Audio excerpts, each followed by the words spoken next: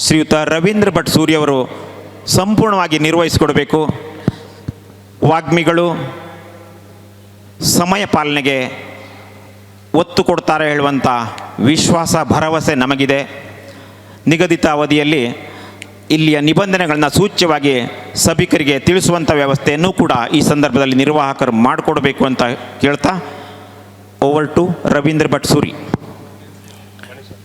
ಸಭಾ ಕಾರ್ಯಕ್ರಮವನ್ನು ತುಂಬ ಅಚ್ಚುಕಟ್ಟಾಗಿ ಆಕರ್ಷಣೀಯವಾಗಿ ನಿರ್ವಹಿಸಿಕೊಟ್ಟಂಥ ಸ್ನೇಹಿತರಾದಂಥ ಜಯದೇವ್ ಬೆಳಗಂಡಿಯವರಿಗೆ ಧನ್ಯವಾದಗಳನ್ನು ಸಲ್ಲಿಸ್ತಾ, ಈಗ ನಿಮ್ಮೆಲ್ಲರ ಬಹು ನಿರೀಕ್ಷೆಯ ಚಿಂತನ ಮಂಥನ ಕಾರ್ಯಕ್ರಮವನ್ನು ಪ್ರಾರಂಭಿಸಲಿಕ್ಕಿದ್ದೇವೆ. ನಿಮ್ಮೆಲ್ಲರ ಗಮನಕ್ಕೆ ಪ್ರತಿ ವರ್ಷದಕ್ಕಿಂತ ಈ ವರ್ಷ ನಾವು ಹಲವಾರು ಬದಲಾವಣೆಗಳನ್ನು ಈ ಕಾರ್ಯಕ್ರಮದಲ್ಲಿ ತಂದಿದ್ದೇವೆ. ಸಮಯ ಪಾಲನೆಗೆ ಬಹಳ ಮಹತ್ವವನ್ನು ಕೊಡ್ತೇವೆ. ಯಾರೂ ಕೂಡ ಸಮಯವನ್ನು ಮೀರುವ ಹಾಗಿಲ್ಲ. ಮೊದಲ ಸುತ್ತಿನಲ್ಲಿ 10+1 11 ನಿಮಿಷಗಳ ಅವಕಾಶ ಇರ್ತದೆ ಇಲ್ಲಿ ಮಾತನಾಡುವವರಿಗೆ. ಎರಡನೇ ಅವಧಿಯಲ್ಲಿ 6+1 ನಿಮಿಷದ ಅವಕಾಶ ಇರ್ತದೆ. ಮೂರನೇ ಅವಧಿಯಲ್ಲಿ 4+1 ನಿಮಿಷದ ಅವಕಾಶ ಇರ್ತದೆ. ಅದರಲ್ಲಿ ಅವರು ಹೇಳುವಂಥ ವಿಷಯವನ್ನು ಹೇಳಬೇಕಾಗ್ತದೆ. ಹಾಗಾಗಿ ಸಮಯಕ್ಕೆ ಸರಿಯಾಗಿ ಮುಗಿಯುತ್ತದೆ ಅನ್ನುವಂಥ ಭರವಸೆಯನ್ನು ನಿಮಗೆಲ್ಲರಿಗೆ ಕೊಡ್ತಾ, ಕಾರ್ಯಕ್ರಮದಲ್ಲಿ ಕೊನೆಯವರೆಗೆ ಉಪಸ್ಥಿತರಿದ್ದು ಕೊನೆಯ ನಿರ್ಣಯವನ್ನು ಕೂಡ ಕೇಳಿಕೊಂಡು ಡ್ರಾದಲ್ಲಿ ಕೂಡ ಭಾಗವಹಿಸಿ ನಾವು ನೀಡುವಂಥ ಆತಿಥ್ಯವನ್ನು ಕೂಡ ಸ್ವೀಕರಿಸಿಯೇ ತಾವೆಲ್ಲ ತೆರಳಬೇಕು ಎನ್ನುವಂಥ ವಿನಂತಿಯನ್ನು ಸಂಘಟಕರ ಪರವಾಗಿ ಮಾಡ್ತಾ ಕಾರ್ಯಕ್ರಮವನ್ನು ಪ್ರಾರಂಭಿಸ್ತಾ ಇದ್ದೇವೆ. ಉಪಸ್ಥಿತರಿರುವಂಥ ಸದಭಿರುಚಿಯ ಕಲಾಸಕ್ತರಾದ ನಿಮ್ಮೆಲ್ಲರಿಗೆ ಗೌರವಾದರದ ಸ್ವಾಗತವನ್ನು ಕೋರ್ತಾ ಮಾತಿನ ಮಂಟಪವನ್ನು ಪ್ರವೇಶಿಸ್ತಾ ಇದ್ದೇವೆ. ಕ್ರಿಯಾಶೀಲವಾದ ಮನುಷ್ಯನ ಮನಸ್ಸು ಪ್ರತಿಕ್ಷಣ ಏನನ್ನಾದರೂ ಚಿಂತಿಸಲೇ ಇರ್ತದೆ. ಯಾವುದಾದರೊಂದು ಒಳ್ಳೆಯ ವಿಷಯದ ಮೇಲೆ ಆರಂಭಗೊಂಡಂಥ ಚಿಂತನೆ ಮಧ್ಯದಲ್ಲಿ ನಿಂತು ಹೋದರೆ ಅದೊಂದು ಅಪೂರ್ಣ ಚಿಂತನೆಯಾಗ್ತದೆ. ಬದಲಾಗಿ ಯಾವುದೋ ಒಂದು ರೂಪದಲ್ಲಿ ಫಲವನ್ನು ಕೊಡುವಷ್ಟು ಮುಂದೆ ಸಾಗಿದರೆ ಅದೊಂದು ಪೂರ್ಣ ಚಿಂತನೆ ಅಂತ ಅನ್ನಿಸಿಕೊಡ್ತದೆ. ಅಂತಹ ಚಿಂತನೆಗಳ ಫಲಶ್ರುತಿಯೇ ಇಂದಿನ ಈ ಚಿಂತನ ಮಂಥನ ಕಾರ್ಯಕ್ರಮ. ಚಿಂತಿಸಬೇಕಾದ ವಿಷಯಗಳಿಗಂತೂ ನಮ್ಮ ಬಾಳಿನಲ್ಲಾಗಲಿ ಈ ಜಗತ್ತಿನಲ್ಲಾಗಲಿ ಕೊರತೆಯೇ ಇಲ್ಲ. ನಮಗಾಗಿ ನಮ್ಮವರಿಗಾಗಿ ಚಿಂತಿಸುವುದು ಸ್ವಾಭಾವಿಕ ಹಾಗೂ ಸರ್ವೇ ಸಾಮಾನ್ಯ. ಆದರೆ ಇತರರಿಗಾಗಿಯೂ ಇತರ ವಿಷಯಗಳ ಬಗ್ಗೆಯೂ ಚಿಂತಿಸುವುದು ಸಹೃದಯತೆ. ಈ ಸತ್ಯವನ್ನು ಅರಿತು ಸಮಾಜದಲ್ಲಿ ಮನ್ನಣೆ ಯಾರಿಗೆ, ಹಣವಂತರಿಗೋ ಗುಣವಂತರಿಗೋ ವಿಷಯದ ಮೇಲೆ ಪ್ರಾಮಾಣಿಕವಾಗಿ ಗಂಭೀರವಾಗಿ ನಿರ್ಭೀತಿಯಿಂದ ಹಾಸ್ಯದ ಲೇಪನದೊಂದಿಗೆ ಚಿಂತನ ಮಂಥನವನ್ನು ನಡೆಸಿ ನಿಮ್ಮೆಲ್ಲರನ್ನ ತೃಪ್ತಿಪಡಿಸಿ ನಾವು ಧನ್ಯತಾಭಾವವನ್ನು ಹೊಂದಬೇಕು ಎನ್ನುವಂಥ ಅಪೇಕ್ಷೆ ನಮ್ಮ ತಂಡದ್ದು. ಕಲೆಗಳಲ್ಲಿ ಅತ್ಯಂತ ಶ್ರೇಷ್ಠವಾದ ಹಾಗೂ ಕಷ್ಟ ಸಾಧ್ಯವಾದ ಕಲೆ ಎಂದರೆ ಬಾಳುವ ಕಲೆ. ಇದನ್ನೇ DVಜಿಯವರು ಕಲೆಗಳಲ್ಲಿ ಪರಮ ಕಲೆ ಜೀವನದ ಕಲೆ ಎಂದರು. ಮನುಷ್ಯರಾಗಿ ಹುಟ್ಟುವುದಕ್ಕಿಂತಲೂ ಒಳ್ಳೆಯ ಮನುಷ್ಯರಾಗಿ ಬಾಳಿ ಸಾರ್ಥಕ ಬದುಕನ್ನು ಬದುಕುವುದು ಬಲು ಶ್ರೇಷ್ಠ ಹಾಗೂ ಅಷ್ಟೇ ಕಷ್ಟ. ಅಂತಹ ಬದುಕು ನಮ್ಮದಾಗಬೇಕಾದ್ರೆ ನಾವು ಹಣವಂತರಾಗಬೇಕಾ ಅಥವಾ ಗುಣವಂತರಾಗಬೇಕಾ? ನಮ್ಮ ಸಮಾಜದಲ್ಲಿ ಮನ್ನಣೆ ಯಾರಿಗೆ, ಹಣವಂತರಿಗ ಗುಣವಂತರಿಗ? ಈ ವಿಷಯದ ಮೇಲೆ ಸ್ವಾರಸ್ಯಕರವಾದ ಚರ್ಚೆಯನ್ನು ಪ್ರಾರಂಭಿಸ್ತಾ ಇದ್ದೇವೆ. ಆರಂಭ ಆಗ್ತಾ ಇರೋದು ಶ್ರೀಯುತ ದಾಮೋದರ್ ಶರ್ಮಾ ಅವರಿಂದ. ಶ್ರೀ ಗುರುಭ್ಯೋ ನಮಃ. ನನ್ನ ಮನ ಸಜ್ಜನರ ಸಭೆಗೆ, ತತ್ವದ ಆರಾಧನೆಗೆ, ಪ್ರಕೃತಿಯ ದಿವ್ಯ ಬಗೆಗೆ ಶ್ರೀ ಗುರುಗಳ ಚರಣಗಳಿಗೆ. ಒಂದು ಪ್ರಶ್ನೆ ಇದೆ. ಮನೆಗೆ ಬಂದವರೆಲ್ಲ ಬರಲು ಸಾಧ್ಯವೇ ಮನದೊಳಗೆ? ಬೆಳಕು ಬಂದಂತೆಲ್ಲ ಕಾಮನ ಬಿಲ್ಲು ಬರುವುದೇ ಮನೆಯೊಳಗೆ? ಖಂಡಿತ ಇಲ್ವಲ್ಲ. ಹಾಗಿದ್ರೆ ಮನದೊಳಗೆ ಬರಬೇಕಾದರೆ ಗುಣವಂತರಾಗಬೇಕಲ್ಲ, ಹಣವಂತರ ಹೇಗೆ ಬರಲಿಕ್ಕೆ ಸಾಧ್ಯ? ಅದಕ್ಕೆ ನಮಗೆ ಮೊದಲ ಪ್ರಶ್ನೆ ಕಾಣಿಸಿಕೊಂಡದ್ದೇ, ಯಾರು ತವರು ನಿಮಗೆ, ನೀವು ಗುಣದವ್ರ ಹತ್ರ ಹೋಗ್ತೀರಾ ಹಣದವ್ರ ಹತ್ರ ಹೋಗ್ತೀರಾ ಅಂತ ಕೇಳಿದ್ರೆ ನಾವೆಲ್ಲ ಹೇಳಲಿಕ್ಕೆ ಹೊರಟದ್ದೇ ನಾವು ಗುಣ ಇದ್ದವ್ರ ಹತ್ರ ಹೋಗುತ್ತೇವೆ. ಯಾಕೆ ಅಂತ ಕೇಳಬಹುದು ನೀವು. ಸುಭಾಷಿತಕಾರ ಹೇಳ್ತಾನೆ, ವಿದ್ಯಾ ದದಾತಿ ವಿನಯಂ ವಿನಯಾದ್ಯಾತಿ ಪಾತ್ರತಾಂ ಪಾತ್ರತ್ವಾತ್ ಧನಮಾಪ್ನೋತಿ. ಯಾವಾಗ? ಮೊದಲು ವಿದ್ಯೆ ಇರಬೇಕು ನಿನಗೆ, ಆಮೇಲೆ ನೀನು ವಿನಯಶೀಲನಾಗಬೇಕು, ಆಮೇಲೆ ದುಡ್ಡು ಬರ್ತದೆ. ಎಲ್ಲಾದ್ರೂ ಮೊದಲು ದುಡ್ಡಿದ್ರೆ ಆಮೇಲೆ ವಿನಯ ಬರ್ತದೆ ಅಂತ ಯಾರಾದರೂ ಹೇಳಿದಾರ? ಇಲ್ವಲ್ಲ. ಹಾಗಿದ್ರೆ ಮೊದಲು ನೀನು ವಿದ್ಯೆ ಕಲಿ, ಆ ವಿದ್ಯೆ ನಿನಗೆ ವಿನಯ ಕೊಡಲಿ, ವಿನಯ ಬಂದಾಗ ದುಡ್ಡು ಬರ್ತದೆ. ಹಾಗಾದರೆ ವಿನಯದಂತಹ ಗುಣಗಳಿರುವವರು ದೊಡ್ಡವರ, ಹಣ ಇದ್ದವರು ದೊಡ್ಡವರ? ಹಾಗಿದ್ರೆ ಮೊದಲು ನಾವು ಸಂಪಾದನೆ ಮಾಡಬೇಕಾದ್ದು ವಿನಯಶೀಲತೆಯನ್ನು ಒಳ್ಳೆಯ ಗುಣಗಳನ್ನು. ಈಗ ಕೇಳಬೇಕು ನಾನು, ನೀವು ವಿನಯಶೀಲರಾಗಿ ಸದ್ಗುಣಗಳನ್ನು ಸಂಪಾದನೆ ಮಾಡಿಕೊಂಡು ಮತ್ತೆ ದುಡ್ಡಿನ ಕಡೆ ಹೋಗೋರಿದ್ರೆ ದಯವಿಟ್ಟು ಕೈ ಚಪ್ಪಾಳೆ ಕೊಡಿ. ತುಂಬ ಜನ ನಮ್ಮ ಕಡೆ ಕಡಿಮೆ ಇದ್ದೀರಾ, ನಿಮ್ಮ ಕಡೆಗಿದ್ದೀರಿ, ಬಣ್ಣ ಬದಲಾಗಿದೆ, ಚಿಂತಿಲ್ಲ. ಇದೊಂದು ಪ್ರಶ್ನೆ ಕೇಳಬೇಕಾಗಿದ್ದರೆ ನಾನು ಒಂದಂತೂ ನಿಮಗೆ ಈಗಲೇ ಹೇಳಿಬಿಡ್ತೇನೆ, ದಾಸರ ಕ್ಷಮೆ ಕೇಳ್ಕೊಂಡು ಹೇಳ್ತೇನೆ. ಹಣ ಹಣ ಹಣ ಎಂದು ಹೊಡೆದಾಡದಿರಿ, ಗೊಣಗಾಡದಿರಿ. ಹಣ ಹಣ ಹಣ ಎಂದು ಗೊಣಗಾಡದಿರಿ, ಹಣವ ಗುಣವೇನೇನಾದರೂ ಬಲ್ಲಿರಾ? ಯಾರೋ ಹೇಳ್ತಿದ್ರಪ್ಪ, ಹಣ ಕಂಡ್ರೆ ಹೆಣ ಬಾಯಿ ಬಿಡುತ್ತದೆ ಅಂತ. ಜೀವೇದವ್ರು ಬಾಯಿ ಬಿಡೋದಿಲ್ಲ ಅಂತ ಆಯ್ತಲ್ಲ. ಹಣ ಕಂಡ್ರೆ ಹೆಣ ಬಾಯಿ ಬಿಡುತ್ತದೆ. ಇರಲಿ, ಏನೇ ಇರಲಿ, ಇವತ್ತು ನಾವಂತೂ ಹೇಳೋದು ಗುಣವಂತರಿಗೆ ಗೌರವ ಲೋಕದಲ್ಲಿ. ಹಾಗಿದ್ರೆ ಇದಕ್ಕೊಂದು ಸತ್ವಭರಿತವಾದಂತಹ ಒಂದು ಕಥೆಯನ್ನು ನಿಮ್ಮ ಮುಂದೆ ಹೇಳಬೇಕಲ್ಲ. ನನಗಿವತ್ತು ಅನಿಸೋದು, ಈ ಮಂಥರೆ ಇದ್ದಾಳಲ್ಲ, ಇಲ್ಲಿ ಯಾರು ಗಡಿಬಿಡಿ ಆಗಬೇಡಿ, ಯಾರನ್ನು ನೋಡ್ತಾ ಉದ್ದೇಶವಾಗಿ ಹೇಳ್ತಾ ಇಲ್ಲ ನಾನು. ಮಂಥರೆ ಏನು ಮಾಡಿದ್ಲು? ರಾಮ ವನವಾಸಕ್ಕೆ ಹೋಗ್ಲಿಕ್ಕೆ ಬೇಕಾದಷ್ಟು ಕೆಲಸ ಮಾಡಿದ್ಲಲ್ಲ. ರಾಮ ವನವಾಸಕ್ಕೆ ಹೊರಟ್ನಲ್ಲ. ಇವತ್ತಿಗೆ ಬೇಕಾದಷ್ಟು ದುಡ್ಡಿದ್ದ ಬಂಗಾರದ ಲಂಕೆಯನ್ನು ಕಟ್ಟಿದ ರಾವಣನನ್ನು ಯಾಕೆ ಕೈ ಮುಗಿದಿಲ್ಲ ನೀವು? ರಾಮನಿಗೆ ಮಾತ್ರ ಯಾಕೆ ಕೈ ಮುಗಿತೀರಿ ಅಂತಂದರೆ ವಿಷಯ ಅಷ್ಟೇ. ನಮ್ಮಪ್ಪ ಚಿಕ್ಕಮ್ಮನಿಗೆ ಮಾತು ಕೊಟ್ಟಿದ್ದಾರೆ. ಚಿಕ್ಕಮ್ಮನಿಗೆ ಅಪ್ಪ ಕೊಟ್ಟ ಮಾತು ಉಳಿಸದೇ ಇದ್ದರೆ ನಾನು ಮಗನಾಗಿ ಪ್ರಯೋಜನ ಇಲ್ಲ. ಹಾಗಾದರೆ ಮಗನಾಗಿ ಹುಟ್ಟಿದ್ದಕ್ಕೆ, ಅಪ್ಪನ ಮಾತು ಉಳಿಸೋದಕ್ಕೆ ಈ ದುಡ್ಡು ಬಂಗಾರ ಇದನ್ನೆಲ್ಲ ಬಿಟ್ಟು ನಾನು ಕಾಡಿಗೆ ಹೋಗಲೇಬೇಕು ಅಂತ ಯೋಚನೆ ಮಾಡಿದ ರಾಮನ ಶ್ರೇಷ್ಠ ಗುಣವೇ ಇವತ್ತು ರಾಮನನ್ನು ದೇವರು ಅಂತ ಜಗತ್ತು ಪೂಜೆ ಮಾಡೋ ಹಾಗೆ ಮಾಡಿದೆ.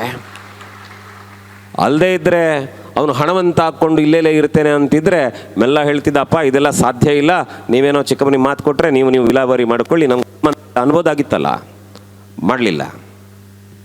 ಇನ್ನು ಅದರಿಂದ ಆಚೆಗೆ ನೀವು ಮಹಾಭಾರತದ ಕಡೆ ಬಂದರೆ ಪಾಂಡವರು ಪಾಪ ಎಲ್ಲ ಕಳ್ಕೊಂಡ್ರಲ್ಲ, ಎಲ್ಲ ಕಳ್ಕೊಂಡ್ರು, ಕಾಡಿಗೆಲ್ಲ ಹೋದರು, ವನವಾಸ ಆಯಿತು, ಅಜ್ಞಾತವಾಸ ಆಯಿತು, ಯುದ್ಧ ನಡೀತು. ಈ ಕಾಲಕ್ಕೆ ಕೌರವರ ಪಕ್ಷಕ್ಕೆ ಹೋಗಿ ನಿಲ್ಲಬೇಕಿತ್ತಲ್ಲ ಕೃಷ್ಣ, ದುಡ್ಡಿತ್ತಲ್ಲ ಬೇಕಾದತ್ರ ಬರದ್ರ. ಯಾಕೆ ಪಾಂಡವ್ರ ಕಡೆ ಬಂದ ಅಂತಂದರೆ ಹಿರಿಯರನ್ನ ಗೌರವಿಸಬೇಕು ಅನ್ನುವ ಗುಣ ಇತ್ತವನಲ್ಲಿ. ಕೊಟ್ಟ ಮಾತಿಗೆ ಸರಿಯಾಗಿ ನಡೆಯಬೇಕು ಅನ್ನುವ ಗುಣ ಇತ್ತು ಅವನಲ್ಲಿ. ಆ ಗುಣಗಳನ್ನು ಯಾರು ಮೇಳೈಸಿಕೊಂಡಿದ್ದಾರೆ ಅವ್ರ ಕಡೆಗೆ ನಾನು ನಿಲ್ತೇನೆ ಅಂತ ಕೃಷ್ಣ ಬಂದ. ಹೀಗೆ ನೀವು ನೋಡ್ತಾ ನೋಡ್ತಾ ನೋಡ್ತಾ ನೋಡ್ತಾ ಬಂದರೆ ಗುಣಕ್ಕೆ ಗೌರವ ಎಲ್ಲಿರುತ್ತದೆ ಅಂತಂದರೆ ನೀವು ದಿಗಂಬರ ಯತಿಗಳನ್ನು ನೋಡಬೇಕು. ದಿಗಂಬರ ಯತಿಗಳನ್ನು ನೋಡಿದೀರಾ? ನೋಡಿ ಅವ್ರನ್ನ ಹೋಗಿ ಮಾತಾಡಿ. ಅವ್ರ ಹತ್ರ ಒಂದು ಕಾಲಕ್ಕೆ ದುಡ್ಡಿತ್ತು, ಬೇಕಾದಷ್ಟು ದುಡ್ಡಿತ್ತು. ಅವ್ರಿಗೆ ಗೊತ್ತಾಯಿತು ದುಡ್ಡು ಮಾಡಿ ಮಾಡಿ ಕೊನೆಗೆ ಅನ್ನಿಸ್ತವ್ರಿಗೆ, ಇಲ್ಲಪ್ಪ ಇದ್ರಲ್ಲಿ ನೆಮ್ಮದಿ ಇರೋದು ಹಣದಿಂದ ಅಲ್ಲ, ಒಳ್ಳೆಯ ಗುಣದಿಂದ. ಆದರೆ ಇದನ್ನೆಲ್ಲ ಬಿಟ್ಟು ನಾವೆಲ್ಲೋ ನಮ್ಮ ಜೀವನದ ದಾರಿಗೆ ಹೋಗುವ, ದೇವ್ರ ಬಗ್ಗೆ ಯೋಚನೆ ಮಾಡೋಣ, 4 ಜನಕ್ಕೆ ಒಳ್ಳೆ ಮಾತು ಹೇಳೋಣ, ಒಂದು ಸಮಾಜವನ್ನು, ಮನಸ್ಸುಗಳನ್ನು, ಸುಂದರ ಮನಸ್ಸುಗಳನ್ನು ಜೊತೆಯಾಗಿ ಕಟ್ಟೋದ್ರ ಮೂಲಕ ಸಂತೋಷ ಕೊಟ್ಟರೆ ಅದಕ್ಕಿಂತ ದೊಡ್ಡ ಶ್ರೀಮಂತಿಕೆ ಇಲ್ಲ ಅಂತ ಅವ್ರಿಗೆ ಅರ್ಥ ಆಯಿತು. ಇದ್ದ ಶ್ರೀಮಂತಿಕೆಯನ್ನೆಲ್ಲ ಬಿಟ್ಟು ಅವರು ದಿಗಂಬರ ಯತಿಗಳಾಗಿ ಸಮಾಜಕ್ಕೆ ಬರ್ತಾರೆ. ಹಾಗಿದ್ರೆ ಹೇಗೆ ಶ್ರೀಮಂತಿಕೆ ದೊಡ್ಡದ? ದುಡ್ಡು ಇದ್ದವರೆಲ್ಲ ನಾವು ಹೇಗೆ ಅವ್ರನ್ನ ದುಡ್ಡು ಉಂಟನ್ನೋ ಕಾರಣಕ್ಕೆ ಮಾತ್ರ ಗೌರವಿಸೋಕೆ ಸಾಧ್ಯ ಆಗ್ತದೆ. ಆದ್ದರಿಂದ ನಾವು ಯಾವತ್ತು ಗೌರವಿಸುವುದು ಗುಣವಂತರನ್ನ. ಇನ್ನೊಂದು ಕಥೆ ಹೇಳಬೇಕು. ಸಮುದ್ರ ಮಥನ ಆಯಿತು ಅಂತೆ. ಸಮುದ್ರ ಮಥನ ಆಗಿ ಎಲ್ಲ ಬಂತು ಬಂತು ಬಂತು ಬಂತು ಲಕ್ಷ್ಮಿ ಬಂತು. ಅಷ್ಟೊತ್ತಿಗೆ ಒಬ್ಬ ಎದುರು ಬಂದ. ಪರಿಸ್ಥಿತಿ ಹೇಗಿತ್ತು ಅಂತಂದರೆ ಸುಭಾಷಿತಕಾರ ಹೇಳಿದ, ಪೀತಾಂಬರಂ ವೀಕ್ಷ ದದೌ ಸ್ವಕನ್ಯಾಂ ಚರ್ಮಾಂಬರಂ ವೀಕ್ಷ ವಿಷಂ ಸಮುದ್ರ. ಸಮುದ್ರ ಮಾಡಿದ ತಪ್ಪು ಅಂತ ನನಗೆ ಅನ್ನಿಸ್ತಾ ಇದೆ ಯಾಕೋ. ಏನು ಮಾಡ್ದಂತೆ ಗೊತ್ತಾ? ಪೀತಾಂಬರವನ್ನು ನೋಡಿದಾಗ ಲಕ್ಷ್ಮೀನ ಕೊಟ್ಟನಂತೆ, ಚರ್ಮಾಂಬರವನ್ನು ನೋಡಿದಾಗ ವಿಷವನ್ನು ಕೊಟ್ಟ ಅಂತೆ. ಆದರೆ ವಿಶೇಷ ಏನು ಗೊತ್ತಾ? ಒಂದು ವೇಳೆ ವಿಷ ಉಕ್ಕಿ ಬಂದಾಗ ಆ ವಿಷ ನಾನು ಕುಡಿದಾದರೂ ಜಗತ್ತನ್ನು ಉಳಿಸ್ತೇನೆ ಅಂತ ಶಿವ ಯೋಚನೆ ಮಾಡುವ ದಾರಿಗೆ ಬಾರದೇ ಇರ್ತಾ ಇದ್ದರೆ, ಇನ್ನೊಬ್ಬರ ಕಷ್ಟವನ್ನು ಪರಿಹಾರ ಮಾಡುವುದಕ್ಕೆ ತನ್ನನ್ನು ತಾನು ಒಡ್ಡಿಕೊಳ್ಳುವ ಗುಣ ಶಿವನಿಗೆ ಇಲ್ಲದೇ ಇರ್ತಾ ಇದ್ದರೆ ಯಾರೂ ಇರ್ತಿರಲಿಲ್ಲ, ಬಂಗಾರ ಇಟ್ಕೊಂಡವರೆಲ್ಲ ಹೋಗ್ಬಿಡ್ತಿದ್ರು. ಆದ್ದರಿಂದ ನಾವು ಹೇಳ್ತಾ ಇರೋದು ಗುಣವೇ ಶ್ರೇಷ್ಠ. ನಾವೇನು ಗೌರವ ಕೊಡೋದಾದರೂ ನಾವು ಗುಣವಂತರ ಕಡೆ ನಿಲ್ತೇವೆ. ಯಾಕೆ ಅಂತಂದರೆ ಎಷ್ಟು ಕಥೆ ಬೇಕಿರಿ ನಿಮಗೆ? ಎಷ್ಟು ಕಥೆ ಬೇಕು?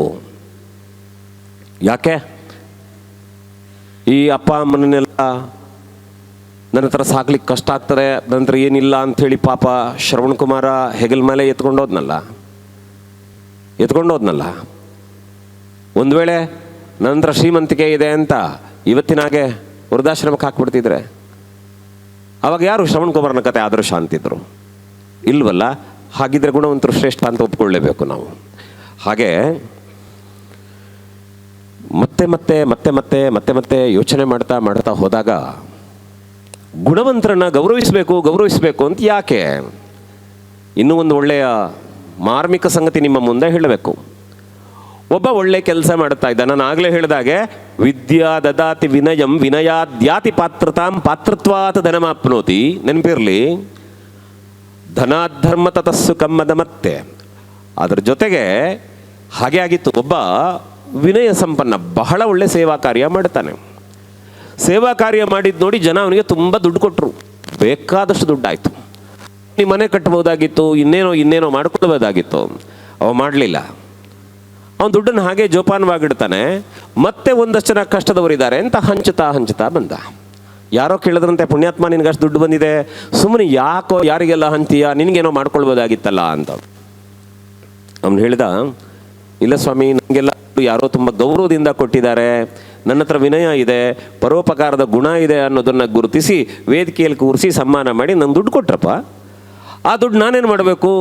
ನಾನೇ ಖರ್ಚು ಮಾಡಿಕೊಂಡ್ರೆ, ನನ್ನ ಹತ್ರ ದುಡ್ಡಿದೆ ಅಂತ ನನ್ನ ತಲೆಗೆ ಬಂದು ಬಿಟ್ಟರೆ ನಾನೊಬ್ಬ ಅಹಂಕಾರಿಯಾಗಿ ಕಾಣಿಸಿಬಿಡ್ತೇನೆ. ಅದಕ್ಕೇನು ಮಾಡಿದೆ ಅಂದರೆ ನನಗಿಂತ ಕಷ್ಟದಲ್ಲಿದ್ದವರಿಗೆಲ್ಲ ಅದನ್ನು ಹಂಚಿಬಿಟ್ಟೆ.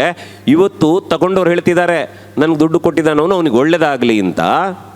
ನಾನು ಒಳಗೊಳಗೆ ಅಂದ್ಕೊಳ್ತೇನೆ, ನನಗೆ ಮಾತ್ರ ಒಳ್ಳೇದಾಗೋದಲ್ಲ, ನನಗೆ ಆ ದುಡ್ಡು ಕೊಟ್ಟರಲ್ಲ ಅದಕ್ಕೆ ಯಾರೆಲ್ಲ ಜೊತೆಯಾಗಿದ್ದಾರೆ ಅವರಿಗೆಲ್ಲ ಒಳ್ಳೇದಾಗಲಿ ಅಂತ ನಾನು ಹಾರೈಸ್ತೇನೆ ಅಂತ ಅವನಂತಾನೆ. ಯೋಚನೆ ಮಾಡಿ, ಕೈಗೆ ಬಂದ ದುಡ್ಡು ತನಗೆ ಮಾತ್ರ ಅಲ್ಲ ಇನ್ನೊಬ್ಬರಿಗೂ ಕೊಡಬೇಕು ಅಂತ ಹೇಳುವ ಯೋಚನೆ ಉಳ್ಳಂತಹ ಒಬ್ಬ ಗುಣವಂತನೇ ದೊಡ್ಡದು ಹೊರತು ಎಲ್ಲೆಲ್ಲೋ ಇದ್ದ ದುಡ್ಡು ನನಗೇ ಇರಲಿ ಅನ್ನೋ ಹಣವಂತ ದೊಡ್ಡವನಾಗೋದಕ್ಕೆ ಹೇಗೆ ಸಾಧ್ಯ? ಆದ್ದರಿಂದ ನಾನು ಈಗಲೂ ಹೇಳ್ತೇನೆ, ನಾವೇನಿದ್ರು ಗುಣವಂತರಿಗೆ ವೋಟ್ ಹಾಕೋರು. ಗುಣವಂತರ ಪರವಾದಂಥ ವಾದವನ್ನು ಶ್ರೀಯುತ ದಾಮೋದರ ಶರ್ಮಾರವರು ಅತ್ಯಂತ ಸಮರ್ಥವಾಗಿ ಮಂಡಿಸಿದ್ದಾರೆ. ಆ ಮೂಲಕವಾಗಿ ಕಾರ್ಯಕ್ರಮಕ್ಕೆ ಒಳ್ಳೆಯ ಆರಂಭವನ್ನು ಕೊಟ್ಟಿದ್ದಾರೆ. ಈ ಜಗತ್ತಿನಲ್ಲಿ ನಾವು ಬಾಳಿ ಬದುಕಬೇಕು. ಬರೀ ಜೀವಂತವಾಗಿರುವುದಕ್ಕೂ ಬಾಳುವುದಕ್ಕೂ ತುಂಬ ವ್ಯತ್ಯಾಸ ಇದೆ. ಆಯುಷ್ಯದ ರೂಪದಲ್ಲಿ ಭಗವಂತ ನೀಡಿರುವಂಥ ಬಾಳಿನ ಪ್ರತಿಯೊಂದು ಕ್ಷಣಗಳನ್ನು ಸದುಪಯೋಗಪಡಿಸಿಕೊಂಡು ಸಂತೋಷದಿಂದ ಹಾಗೂ ಸಾರ್ಥಕತೆಯಿಂದ ಕಳೆಯೋದೇ ಉತ್ತಮ ಬಾಳ್ವೆಯ ಲಕ್ಷಣ. ಇಂದು ಎಂಬುದು ನಾಳೆಗೆ ತಳಹದಿ. ವರ್ತಮಾನವು ವೃಕ್ಷಕ್ಕೆ ಭೂತಕಾಲವೇ ಬೀಜ, ಭವಿಷ್ಯವೇ ಫಲ. ಹೆಚ್ಚಿನವರ ಆಸೆ ಅಭಿಲಾಷೆಗಳಾದರೂ ಒಂದೇ, ನಮ್ಮ ಜೀವನ ಸುದೀರ್ಘವಾಗಿರಬೇಕು ಅಂತ, ಸಂತೋಷಕರವಾಗಿರಬೇಕು ಅಂತ, ತಾನು ಸುಖಿಯಾಗಿರಬೇಕು ಅಂತ. ಓರ್ವ ವ್ಯಕ್ತಿ ಹೇಗೆ ಸತ್ತನೆಂಬುದು ಮುಖ್ಯ ಅಲ್ಲ, ಜೀವಂತವಾಗಿದ್ದಾಗ ಹೇಗೆ ಬಾಳಿದನೆಂಬುದು ತುಂಬ ಮುಖ್ಯ. ಜೀವನವೆಂದರೆ ನಮ್ಮ ಬದುಕಿನ ಒಂದು ಸಮಗ್ರ ಚಿತ್ರಣ. ಪ್ರತಿ ಕ್ಷಣ ಹೊಸ ಕಣ್ಣುಗಳಿಂದ ಜೀವನವನ್ನು ನೋಡಬೇಕು. ಮನು ಹಂದಾಡಿಯವರು ಎಲ್ಲವನ್ನೂ ಹೊಸ ದೃಷ್ಟಿಕೋನದಿಂದಲೇ ನೋಡುವವರು. ಹಾಗಾದರೆ ಮನು ಹಂದಾಡಿಯವರು ಈ ಬಗ್ಗೆ ಎಂತ ಹೇಳ್ತರು ಕೇಂಬ ಅಲ್ದ? ಶ್ರೀ ಗುರುಭ್ಯೋ ನಮಃ.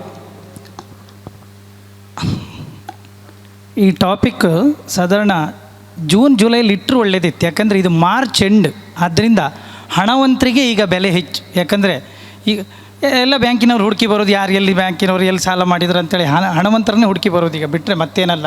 ಪುರಾಣಗಳು ಬಂತು, ವೇದಗಳು ಬಂತು, ಶಾಸ್ತ್ರಗಳು ಎಲ್ಲವೂ ಬಂತು. ರಾಮನಿಗೆ ಗುಣ ಇದ್ದಿತ್ತು, ಅವನನ್ನು ದೇವಸ್ಥಾನ ಕಟ್ಟಿದರು. ಇದನ್ನು ನಾನು ಒಪ್ಪಿಕೊಳ್ತೇನೆ. ನಾವು ರಾವಣನನ್ನು ದ್ವೇಷ ಮಾಡ್ತೇವೆ, ಆದರೆ ಶ್ರೀಲಂಕಾದಲ್ಲೆಲ್ಲೂ ಕೂಡ ರಾವಣನೊಂದು ಒಂದು ದೇವಸ್ಥಾನ ಕಟ್ಟಿದ್ದಾರೆ ಅಂಥೇಳಿ ನಾನು ಕೇಳಿದ್ದೆ. ನನ್ನನ್ನು ಪುರಾಣ ಮೂಲ ನದಿ ಮೂಲ ಕೆಣಕ್ಲಿಕ್ಕೆ ನನ್ನ ಹತ್ರ ಹೋಗಬೇಡಿ, ನಮ್ಗೆ ಗೊತ್ತಿಲ್ಲ, ಹೇಳಿದ್ದನ್ನು ಕೇಳಿದ್ದಷ್ಟೇ. ಆದ್ದರಿಂದ ಇಲ್ಲಿ ಹಣವಂತರಿಗೋ ಮನ್ನಣೆ ಅಥವಾ ಗುಣವಂತರಿಗೋ ಅಂಥೇಳಿ ಇಲ್ಲಿ ಹಣದ ಗುಣಕ್ಕೆ ಮನ್ನಣೆ ಹೆಚ್ಚು ಈಗಿನ ಸಮಾಜದಲ್ಲಿ. ಯಾಕಂದರೆ ಬೇರೆ ಬೇರೆ ಕಾಲಗಳು ಬಂದಾಗಿ ಈಗ ಕಲಿಯುಗ ಬಂತಲ್ಲ, ಇಲ್ಲಿ ಸ್ವಲ್ಪ ಗುಣವಂತರಿಗೆ ಅನ್ನೋದಕ್ಕಿಂತ ಹಣದ ಗುಣಕ್ಕೆ ಬೆಲೆ ಹೆಚ್ಚು. ನೀವು ದಾಸರಲ್ಲಿ ಕ್ಷಮೆ ಕೇಳ್ದಂಗೆ ನಾನು ಸರ್ವಜ್ಞಲ್ಲಿ ಕ್ಷಮೆ ಕೇಳ್ತೇನೆ. ಹಣವುಳ್ಳವನ ಮುಖವು ಜೇನಿನಂತೆ ಎದ್ದು ಬರುವುದು, ಹಣವಿಲ್ಲದವನ ಮುಖವು ಹಾಳೂರ ಶುನಕನಂತಂತ ಹೇಳಿದರೆ ಸರ್ವಜ್ಞ ಮೇಲಿದ್ದ ನನ್ನ ಕ್ಷಮಿಸಿಯಾನೇನು. ಯಾಕಂದರೆ ಅದಕ್ಕಾಗಿ ಹಣ ಯಾವತ್ತು ಯಾವುದೇ ಇದಕ್ಕೆ ಹೋಗಿ ನೀವು ಸ್ವಲ್ಪ ಮನೆಯಲ್ಲಿ ಒಳ ಬಂದಾಗ ಗುಣ ನಿಮ್ಮನ್ನು ಒಳ ಕರೀತದೆ ಅಂತ ಹೇಳ್ತೀರಿ. ಗುಣ ಒಳ ಕರೀತಿದೆ, ಆದರೆ ಅಲ್ಲಿವರೆಗೆ ಕರ್ಕೊಂಬಂದದ್ದು ಯಾವುದು ಕೇಳಿದರೆ ಅವನ ಮನೆ, ಅವನ ಮನೆತನ, ಅವನ ಸಂಪತ್ತು ಅವನನ್ನು ಅಲ್ಲಿ ಕರ್ಕೊಂಡು ಬಂದಿರ್ಬೋದು. ಆದ್ದರಿಂದ ಇಲ್ಲಿ ಗುಣವಂತರು ಕೆಟ್ಟವರಂತ ನಾನು ಹೇಳ್ತಾ ಇಲ್ಲ, ಗುಣವಂತರಿಗೂ ಕೂಡ ಹಣದ ಆಸೆ ಇದ್ದೇ ಇರ್ತದೆ. ಇಲ್ಲಾಂದರೆ ಆಣೆ ಪ್ರಮಾಣ ಮಾಡಿ ಹೇಳಿ, ನೀವು ಯಾಕೆ ಅಲ್ಲಿ ಲಕ್ಕಿ ಕೂಪನ್ ತಗೊಂಡ್ರಿ ಅದರದ್ದು. ಅದರಲ್ಲಂತೂ ಕೆಲವರಂತೂ ನಾನೇ ಹೇಳೋದು ಕೇಳಿ, ನಮ್ಮ ಅಪ್ಪನ ಹೆಸರಿಗೆ ಒಂತೆ ಆಗುವ, ಅಮ್ಮನ ಹೆಸರಿಗೆ ಒಂತೆ ಆಗುವ, ಅದೆಂತ ಅಕ್ರಮ ಸಕ್ರಮ ಅರ್ಜಿ ಹಾಕೋದಲ್ಲ. ಆಭರಣದವ್ರು ಎಷ್ಟು ಇಟ್ಟಿರಿ, ಪುಣ್ಯಾತ್ಮರು ಎಲ್ಲೋರು ಅವರು ಇಲ್ಲೇ ಇದ್ರಲ್ಲ, ಹಾಂ ಒಂದೇ ಅಲ್ಲ, ಅದನ್ನೊಂದು ಬರೆದು ಹಾಕಬೇಕಿತ್ತು. ನಾನು ಒಂದು ತಗೊಳ್ತೆ, ಎರಡು ತಗೊಳ್ತೆ. ಗುಣವಂತರಿಗೂ ಕೂಡ ಹಣದ ಆಸೆ ಇದ್ದೇ ಇರ್ತದೆ. ಅದರಿಂದ ನಾವು ಈ ವಿಚಾರವನ್ನು ಕೂಲಂಕುಷವಾಗಿ ತಗೊಂಡ್ರೆ ಈ ಕಾಲದಲ್ಲಿ ಕಲಿಯುಗದಲ್ಲಿ ಹಣಕ್ಕೆ ಸ್ವಲ್ಪ ಬೆಲೆ ಹೆಚ್ಚು, ಗುಣಕ್ಕೆ ಬೆಲೆ ಇಲ್ಲ ಅಂತಿಲ್ಲ. ಹಣ ಇದ್ದವರು, ಆಗ ಶ್ರೀಯುತ ಶಾಸಕರು ಹೇಳಿದರು, ಹಣ ಇದ್ದವರಿಗೂ ಗುಣ ಇರ್ತದೆ ಅಂತ ಹೇಳಿದ್ದಾರೆ. ಹಣ ಇದ್ದವರಿಗೂ ಗುಣ ಇರ್ತದೆ, ಸತ್ಯ. ಹಣ ಇದ್ದವರಿಂದ ಈ ಹೆಚ್ಚಿನ ಕಾರ್ಯಕ್ರಮಗಳು ಏನಾಗ್ತವೆ ಕೇಳಿದರೆ, ಆ ದೊಡ್ಡ ದೊಡ್ಡ ಕಾರ್ಯಕ್ರಮಗಳಾಗೋದು ಹಣ ಇದ್ದವರ ಆ ಗುಣದಿಂದ. ಏನು ಮಾಡ್ತಾರೆ ಕೇಳಿದರೆ, ನೀವು ಅಲ್ಲಿ ಗುಣವಂತರು ಅಂತೂ ನಾನು ಹೇಳುವುದಲ್ಲ, ಹಣ ಇದ್ದವರ ಹಣದ ಗುಣದಿಂದ ಏನು ಕಾರ್ಯಕ್ರಮ ಆಗಬೇಕು. ಅಲ್ಲಿ ಡೊನೇಷನ್ ಕೊಡುವವರು ಯಾರು ಕೇಳಿದರೆ ಹಣವಂತರೇ ಬಿಟ್ಟರೆ ಗುಣವಂತರು ಶಾಮೇನು ಒಳ್ಳೇದಾಯ್ತಲ್ಲ, ಸ್ವಲ್ಪ ಇನ್ನೂ ಎತ್ತರ ಹಾಕಿದ್ರೆ ಆಗ್ತಿತ್ತು ಅಂದ್ರಲ್ಲ ಕಾರ್ಯಕ್ರಮ ನಡೀಲಿಕ್ಕಿಲ್ಲ. ಮತ್ತು ಇನ್ನೂ ಒಂದು 10 ಲೈಟ್ ಹಾಕಿದ್ರೆ ಆಗ್ತಿತ್ತು. 10 ಲೈಟ್ ಕೊಡೋದು ಯಾರು, ನಾನು ಮಾತಾಡೋಣ, ಯಾರೋ ಒಬ್ರದ್ದು ಗುಣ ಹಣವಂತರ ಇದ್ದರೆ ಮಾತ್ರ ಹಣ ಕೊಡೋದು. ನನ್ನ ಕುಂದಾಪುರ ಭಾಷೆ ಅರ್ಥ ಆಗ್ತಲ್ಲ ನಿಮಗೆ? ಹಾಂ, ಅಡ್ಡಿಲ್ಲ. ಕಡೆಗೆ ಮಾತಾಡ್ಕೊಂತ ಮತ್ತೆ ಇನ್ನೂ ಕೆಲವು ಪುರಾಣದ ಉದಾಹರಣೆ ಕೊಡಬಲ್ಲೆ. ಆದರೆ ಯಾಕಂದರೆ ನಾವು ಇಲ್ಲಿ ಗುಣವಂತರಲ್ಲ ಹಣವಂತರ ಅಂತ ಹೇಳಬೇಕು. ಇಲ್ಲೆಲ್ಲ ಲೈವ್ ಇದೆ, ಅದೊಂದು ಮತ್ತೆ ಬೇರೆ ಬೇರೆ ಕಮೆಂಟ್ ಶುರುವಾಗುತ್ತೆ ಅಂತೇಳಿ ಆದಷ್ಟು ನುಂಗಿ ನೀರು ಕುಡಿದು ನನಗೆ ಎಷ್ಟು ಬೇಕು ನನ್ನ ವ್ಯಾಪ್ತಿಯಲ್ಲೇ ಮಾತಾಡ್ತೇನೆ. ಯಾಕಂದರೆ ಹಣವಂತರು ಮನ್ನಣೆ ಹೆಚ್ಚು ಅನ್ನೋದನ್ನು ಒಂದು ಸಾಕ್ಷಿ ಹೇಳಬಲ್ಲೆ. ಈಗ ದೊಡ್ಡದು ಯಾವುದೋ ಒಂದು ಧಾರ್ಮಿಕ ಕಾರ್ಯಕ್ರಮ, ಯಾವುದೋ ಒಬ್ಬ ರಾಜಕಾರಣಿಯವರು, ಯಾವುದೋ ಒಬ್ಬ ಮಠದ ಸ್ವಾಮಿಗಳು ಬರ್ತಾರೆ. ಅವರಿಗೆ ನಾವೆಲ್ಲ ಶುಭ ಕೋರುವ ಬ್ಯಾನರ್ ಹಾಕೋದು, ಇಂಥ ಸ್ವಾಮಿಗಳು ಬರ್ತಾ ಇದ್ದಾರೆ, ಆ ಕಾರ್ಯಕ್ರಮಕ್ಕೆ ನಾವು ಶುಭ ಕೋರುವ, ಇಂಥದ್ದು ಮಾಡುವ ಅಂತೇಳಿ. ಆದರೆ ಆ ಶುಭ ಕೋರುವ ಬರುವ ಸ್ವಾಮಿಗಳದಿತ್ತಲ್ಲ, ಸ್ಟ್ಯಾಂಪ್ ಸೈಜಿನ ಫಟ ಇಷ್ಟೇ. ಶುಭ ಕೋರುವ ಅವ ಲಕ್ಷಗಟ್ಟಲೆ ದುಡ್ಡು ಕೊಟ್ಟಿದ್ದ, ಅವನು 3 ಫೀಟ್ ಎತ್ತರದ ಪಟ. ಇಲ್ಲಿ ಹೇಳಿ ಯಾರಿಗೆ ಇಲ್ಲ ಮನ್ನಣೆ? ಹಾಗೆ ಒಂದು ದೊಡ್ಡ ಚಪ್ಪಾಳೆ, ನೀವು ಅನುಮಾನ ಮಾಡೋದು ಬೇಡ, ಸ್ವರ ಮೊಳಗಿ ಹೋಗಬೇಕು. ಗುರ್ರ ಶೆಟ್ಟಿ ಇನ್ನೊಂದು ಸರಿ ತಗಡು ಹಾಕಲಿ ಬೇಕಾರೆ ಮೇಲೆ, ಯಾಕಂದರೆ ಗುಣವಂತರಿಗೆ ಮನ್ನಣೆ ಅಂತ ಹೇಳಕ್ಕಲ್ಲ ನಾವು. ಆದ್ದರಿಂದ ಎಲ್ಲಿ ಹೋದರೂ ಕೂಡ ಈ ಸಂದರ್ಭದಲ್ಲಿ ಮತ್ತು ಗುಣವಂತರನ್ನು ದೂಷಿಸಿ ನಾವು ಎಲ್ಲೂ ಹೇಳ್ತಾ ಇಲ್ಲ. ಆದರೆ ಇಲ್ಲಿ ಹಣಕ್ಕೆ ಈ ಸಂದರ್ಭದಲ್ಲಿ ಒಬ್ಬ ರೋಗಿ ಹೇಳಿದ್ರಂತೆ, ವೈದ್ಯರು, ಹಣ ಇಲ್ಲದ ರೋಗಿ ಹೊಳಗೆ ಬಿದ್ದು ಸಾಯಬೇಕು ಅಂಥೇಳಿ ಒಬ್ಬರು ವೈದ್ಯರು ಹೇಳಿದ್ರಂತೆ. ಎಲ್ಲ ವೈದ್ಯರಂತ ನಾನು ಹೇಳೋದಿಲ್ಲ. ಹಿಂದಿನ ಕಾಲದಲ್ಲಿ ಹಣ ಇಲ್ಲದವರ ಪರಿಸ್ಥಿತಿಯನ್ನು ಹೇಳಲಿಕ್ಕೆ ಇದೊಂದು ಗಾದೆ ಇತ್ತು. ಇದು ಯಾವ ವೈದ್ಯರು ಹೇಳಿದ್ದಾರೆ ಅಂತ ಹೇಳಿಯಲ್ಲ, ಗಾದೆ. ಊಟಕ್ಕೆ ಉಪ್ಪಿನಕಾಯಿ ಇದ್ದಂಗೆ ಮಾತಿಗೊಂದು ಗಾದೆ ಅಂತ ಹೇಳ್ದಂಗೆ, ಹಣ ಇಲ್ಲದ ರೋಗಿ ಹೊಳಗೆ ಬಿದ್ದು ಸಾಯಬೇಕು ಅಂದರೆ ಹಣ ಇಲ್ಲದೇ ಇದ್ದರೆ ಮನ್ನಣೆ ಇಲ್ಲ ಅಂಥೇಳಿ. ಹಣ ಇಲ್ಲದೇ ಇದ್ದರೆ ಒಳ್ಳೆ ಶಾಲೆ ಇಲ್ಲ, ಹಣ ಇಲ್ಲದೇ ಇದ್ದರೆ ಒಳ್ಳೆ ಬಟ್ಟೆ ಇಲ್ಲ, ಹಣ ಇಲ್ಲದೇ ಇದ್ದರೆ ಒಳ್ಳೆ ಊಟ ಇಲ್ಲ, ಹಣ ಇಲ್ಲದೇ ಇದ್ದರೆ ಒಳ್ಳೆ ಗೌರವ ಇಲ್ಲ. ಯಾರೋ ಒಬ್ಬ ನಮ್ಮಲ್ಲಿ ಒಬ್ಬ ಸುರೇಶ್ ಅಂತ ಒಬ್ಬ ಇದ್ದಿದ್ದ, ಅವು ಏನೇನು ಇದ್ದಿಲ್ಲ ಅಂದರೆ ಏನೇನು ಇದ್ದಿಲ್ಲ, ಫುಲ್ ಬರ್ಬಾತ್. ಅಂಗಿ ಪ್ಯಾಂಟ್ ಒಂದು ಹೈಕಂದ, 2 ಖಾಲಿ ಪ್ಯಾಂಟ್ ಹೈಕಂತಿದ್ದ, ಊರು ತುಂಬ ತಿರುಗುತ್ತಿದ್ದ. ಯಾರು ಅವನಿಗೆ ಬೆಲೆ ಕೊಡೋದಿಲ್ಲ. ಯಾರದ ಅವ ಸುರೇಶನ ಎಂತ ಮಾಡ್ತಾಯಿದ್ದ, ಏನೋ ಅಲ್ಲಿ ಕೆಲಸ ಎಲ್ಲ ಬಂದಿದ್ದ ನಿಂತಿದ್ದ. ಹೀಗೆ ಎಷ್ಟೋ ವರ್ಷ ಕಳೆದೈತಿ. ಯಾರವ ಸುರೇಶ, ಯಾರವ ಸುರೇಶ, ಯಾರವ ಸುರೇಶ, ಅವನು ಯಾರು ಹೆಚ್ಚು ಮಾತಾಡಿಸೋದಿಲ್ಲ, ಗೌರವ ಕೊಡುವುದಿಲ್ಲ. ಕೊನೆಗೆ ಒಂದು ದಿವಸ ಏನಾಯ್ತು ಕೇಳಿದರೆ, ಅವನಿಗೆ ಗೊತ್ತಿಲ್ಲದಿದ್ದಂಗೆ ಒಂದು ಜಾಗ ಅವ್ರ ಮನೇದು ಏನಾಯ್ತು ಕೇಳಿದರೆ, ಈ ವರಾಯಿ ಚಾನಲಿಗೆ ಹೋಗೋದು ಬಂತು. ಕೋಟಿ ಕಟ್ಲಿ ದುಡ್ಡು ಸಿಕ್ತು ಸುರೇಶ್ನಿಗೆ. ಸುರೇಶನ ವೇಷಭೂಷಣವೇ ಬದಲಾಯಿತು, ಮನೆಗಿನಿ ಎಲ್ಲ ಕಟ್ಟದ ಇದು ಮಾಡ್ದ. ಕಡೆಗೆ ಅವನ ಮನೆ ಹತ್ರ ಎಲ್ಲ ಕಾರ್ಯಕ್ರಮಕ್ಕೆ ಹೋಗೋಕೆ ಅದಕ್ಕಾರು ಮದಿಗೆ ದುಡ್ಡು ಬೇಕಾರೆ ಮೊದಲೆಲ್ಲ ಯಾರವ, ಸುರೇಶ ಬದಿಗೆ ಹೋಗ. ಈಗ ಹಾಗಲ್ಲ, ಸುರೇಶನ ಮನೆಗೆ ಬಂದು, ಸುರೇಶಣ್ಣ ಒಂದು 500 ರೂಪಾಯಿ ಇತ್ತ. ಯಾರಿಗೆ ಬೆಲೆ ಅಲ್ಲ, ಒಂದು ಚಪ್ಪಾಳೆ ಹಾಕಿ ನೀವು, ಹೌದು ಯಾರೋ ಒಂದು ಚಪ್ಪಾಳೆ ಹಾಕಿ. ಸುರೇಶಣ್ಣ ಒಂದು 500 ರೂಪಾಯಿ ಇತ್ತ. ಮೊದಲು ಸುರೇಶಣ್ಣ ಒಂದು ಯಾವುದೋ ಒಂದು ಹೋಟ್ಲಿಗೆ ಹೋಗಿ ಚಹಾ ಕುಡಿತು, 2 ರೂಪಾಯಿಗೆ ಚಾನ ಹೋಗ, ಅಲ್ಲೆಲ್ಲರೂ ವಿಷ ಕುಡಿ ಅಂದವರಿದ್ರು. ಆದರೆ ಈಗ ಅದೇ ವಿಷ ಕುಡಿದು ಸುರೇಶಣ್ಣ ಎಲ್ಲರಿಗೂ ಒಂಬರತಾಯಿರಿ. ಯಾಕೆ? ಅವನಿಗೆ ವರಾಯಿ ಚಾನಲ್ಗೆಲ್ಲ ಜಾಗ ಹೋಗಿ ಅವನಿಗೆ ದುಡ್ಡು ಸಿಕ್ಕಿತ್ತು ಕೋಟಿಗಟ್ಟಲೆ ಅವನ ಅಕೌಂಟಲ್ಲ, ಅದಕ್ಕೋಸ್ಕರ ಎಲ್ಲರೂ ಸುರೇಶಣ್ಣ ಅಂತ. ಹಾಗೆ ಯಾರೋ ಒಬ್ಬರು ಮಗಳು ಮದುವೆ ಮಾಡೋ ಬಂದಲ್ಲ, ಕಷ್ಟ ಆಯ್ತು ಅವರಿಗೆ. ಸುರೇಶಣ್ಣ ಹತ್ರ ಹೋಗಿ ಕೇಳಿ ಅಂದ್ರೆ ಅವ್ರು ಹೋಗಿ ಹೇಳ್ರು, ಸುರೇಶಣ್ಣ ಒಂದು 10,000 ರೂಪಾಯಿ ಸಿಕ್ಕುವ ನನ್ನ ಮಗಳು ಮದಿ ಅಂದ. ಅವ ಏನೂ ಮಾತಾಡಲಿ. ಒಳಗೆ ಹೋದ, ಕವಟಿನ ಬಾಗಿಲು ತೆಗೆದ, ದುಡ್ಡು ಎದುರು ನಿಂತ್ಕಂಡ. ಪುಣ್ಯಾತ್ಮ ದುಡ್ಡಿಗೆ ಹೇಳ್ದವ, ತಾಯಿ ಲಕ್ಷ್ಮಿ, ಸುರೇಶ ನಾನು, ಅಣ್ಣ ನೀನು, ನನಗಿಷ್ಟೇ ಬೆಲೆ, ದುಡ್ಡಿಗೆ ಮಾತ್ರ ಬೆಲೆ. ಆದ್ದರಿಂದ ಅಣ್ಣ ಹೊರಗೆ ಬಾ ಅಂದ.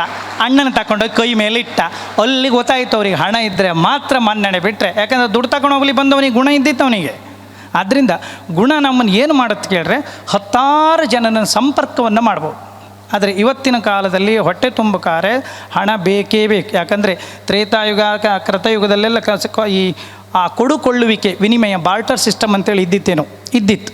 ಆದರೆ ಈಗ ಹಣಕ್ಕೆ ಹಣವೇ ಸಬ್ಸ್ಟಿಟ್ಯೂಟ್ ಬಿಟ್ಟರೆ ಹಣಕ್ಕೆ ನೀವು ಬೇರೆ ಏನು ಕೇಳಿದರೂ ಆಗೋದಿಲ್ಲ. ಈಗ ಮಾರ್ಚ್ ಎಂಡ್ ಬಂತಲ್ಲ, ಈಗ ಶುರುವಾತಿನ ಬ್ಯಾಂಕಿನವ್ರು ಯಾರ್ಯಾರು ಎಲ್ಲಿದ್ದರು ಅಂತೇಳಿ ಈಗ ಗೊತ್ತಾಗೋದು. ಈ ಮಾರ್ಚ್ ಎಂಡ್ ಏಪ್ರಿಲ್ 10ರವರೆಗೆ ಹಣ ಇದ್ದವರ ಮನ್ನಣೆ ಏನಂತ ಗೊತ್ತಾಗೋದು. ಬ್ಯಾಂಕಿನವ್ರು ಬಂದು ಕೇಳುವಾಗ ನಾವು ಗುಣ ಇದ್ದವ್ರು, ಸರ್ ನಮಸ್ಕಾರ ಬನ್ನಿ ಚಾ ಕುಡೀನಿ ನೀರು ಕುಡಿ ಏನಾದ್ರು ಒಂದು ದಿವಸ ಚಾ ನೀರು ಕುಡ್ಕೊಂಡು ಹತ್ರ ಮರುದಿವಸ ಬ್ಯಾಂಕಿನವ್ರು ಬರೋದು ಬೇರೆಯವ್ರನ್ನ ಕಳಿಸಿ ಬಂದು ಕಟ್ತೀಯಾ ನಿನ್ನ ಮನೆ ಬಾಗಿಲು ಹಾಕೋದು ಯಾಕೆ ಅದು ಹಣಕ್ಕಿರುವ ಮನ್ನಣೆ. ಆದ್ದರಿಂದ ಎಲ್ಲ ಬದಿಯಲ್ಲಿ ಗುಣವನ್ನು ನಾವು ಪ್ರತಿಪಾದಿಸ್ತೇವೆ ಅಂದರೆ ಆಗೋದಿಲ್ಲ. ಹಣದ ಗುಣದ ಜೊತೆ ಹೋಗ್ತಾ ಇದ್ದರೆ ಮಾತ್ರ ಅನ್ನೋದು ನನ್ನ ಅಭಿಪ್ರಾಯ. ಮತ್ತು ಈ ಕಾಲದಲ್ಲಿ ನಿನ್ನೆ ಬಜೆಟ್ ಮಂಡನೆ ಆಯಿತು, ಹೌದಾ?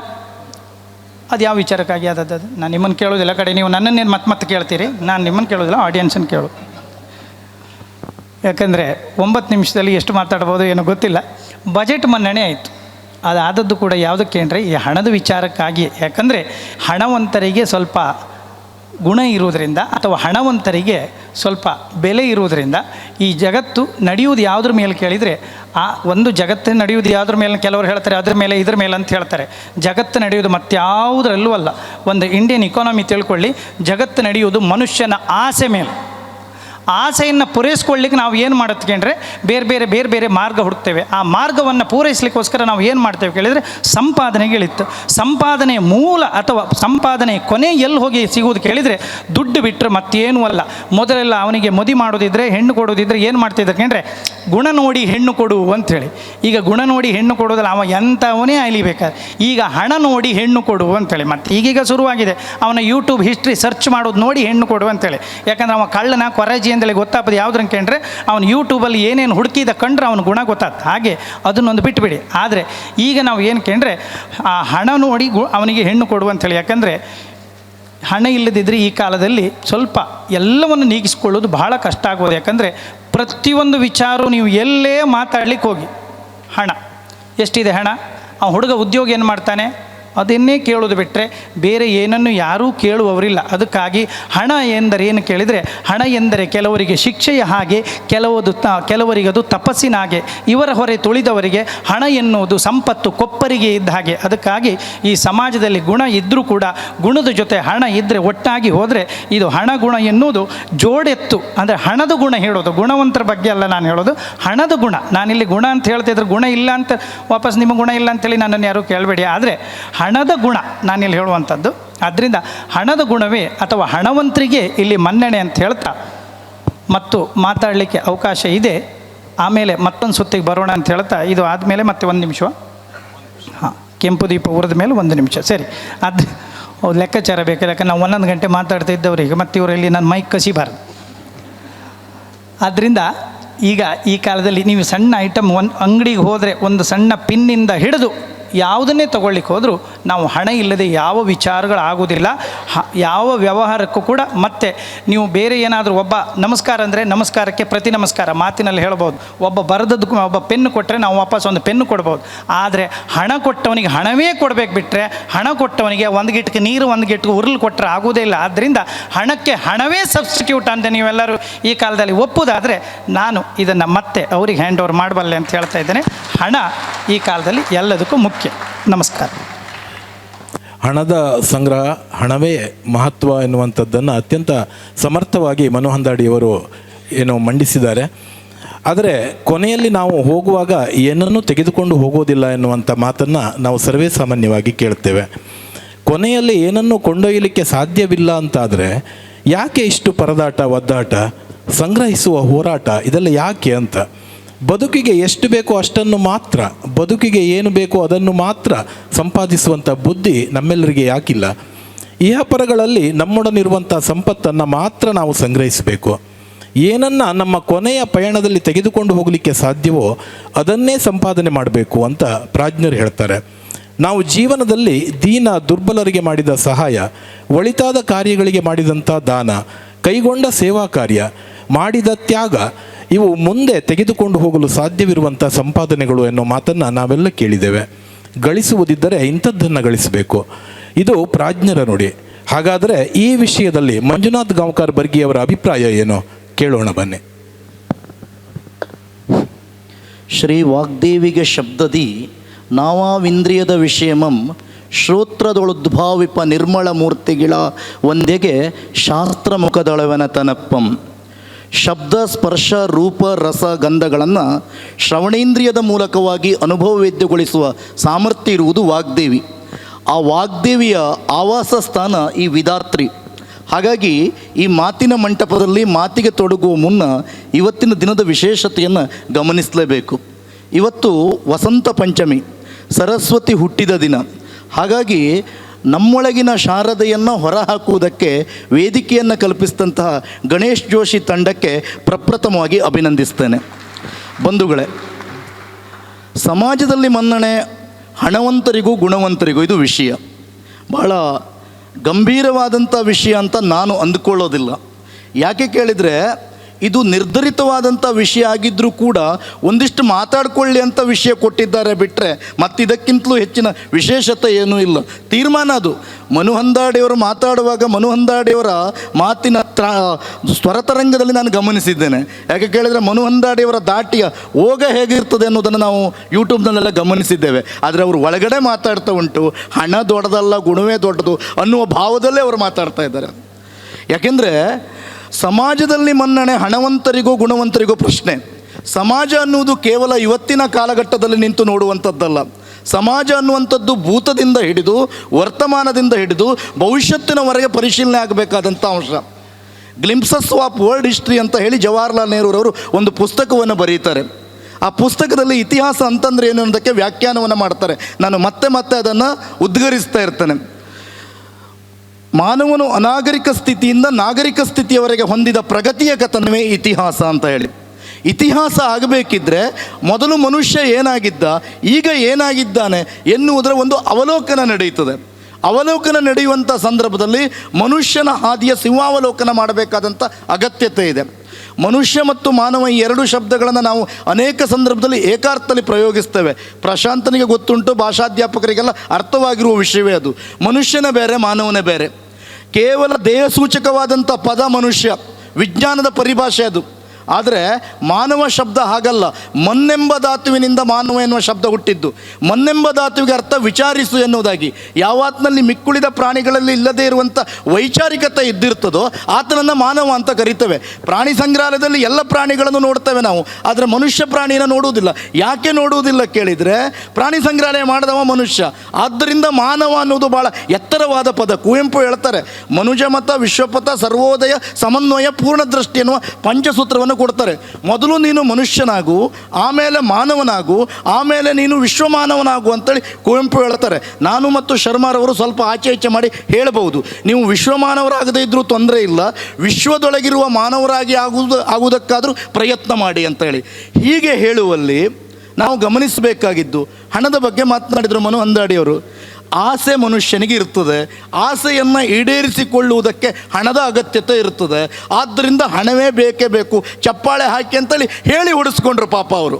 ಆದರೆ ಒಂದುಂಟು, ಬುದ್ಧನ ಕತೆ ಗೊತ್ತಿರಬೇಕು. ಬುದ್ಧ ಏನು ಹೇಳಿದ್ದಾನೆ, ಮುದುಕ ರೋಗಿ ಶವ ಸನ್ಯಾಸಿ ಅಂತ 4 ಅಂಶಗಳನ್ನು ಬುದ್ಧ ಕಂಡ. ಯಾವಾಗ 4ನೇ ಅಂಶವನ್ನು ಕಂಡನೋ, ಮುದುಕ ರೋಗಿ ಶವ, ಆಮೇಲೆ 4ನೇದು ಸನ್ಯಾಸಿ, ಇದೇ ಶ್ರೇಷ್ಠದ್ದು ಅಂತ ಗೊತ್ತಾಯಿತು. ಅಲ್ಲಿವರೆಗೆ ಬುದ್ಧ ಬದುಕಿದ್ದು ಹಣದೊಟ್ಟಿಗೆ.